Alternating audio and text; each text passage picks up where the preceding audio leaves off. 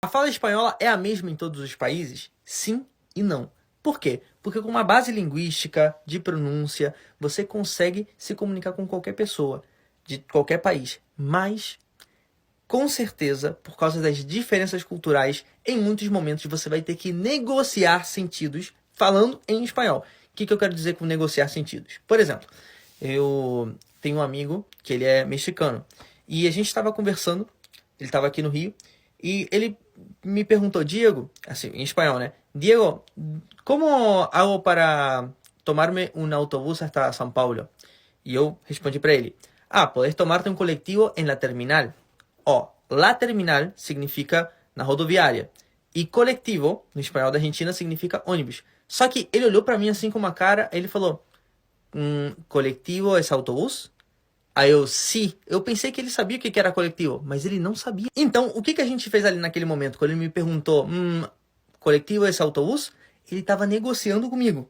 Era uma negociação linguística. Por quê? Porque ele estava me dizendo, olha, Diego, isso aqui é isso aqui mesmo? Aí eu, sim.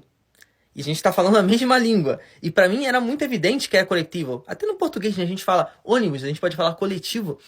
Mas não, para ele não era óbvio, ele teve que me perguntar. Ou seja, nessa troca aí, a gente negociou o sentido. E a partir daquele momento, eu comecei a dizer autobus. Qualquer ônibus eu falava autobus para ele. Por quê? Porque eu fiz algo que a gente chama na linguística de acomodação linguística. Que é você se acomodar, você se acomodar no sentido de você se adequar às normas linguísticas ou de palavras daquele outro falante. Então a gente negociou e eu percebi que não, eu vou me adaptar à maneira dele falar.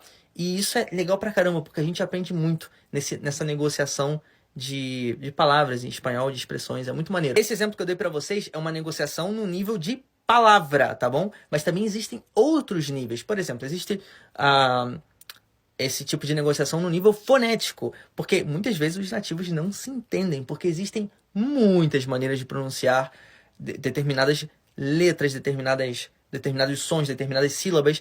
Então, às vezes os nativos não se entendem, nativos de espanhol, e tem que negociar. Olha, você pode falar um pouco mais devagar? Você pode falar um pouco mais assim? Aí, quando a pessoa tenta falar mais devagar, tenta marcar melhor as palavras, tenta articular melhor os sons, porque ela percebe que aquela outra pessoa está com dificuldade de entender o sotaque dela, a pronúncia dela, e tudo bem, aí você vai negociando e vai tentando fazer com que a comunicação flua.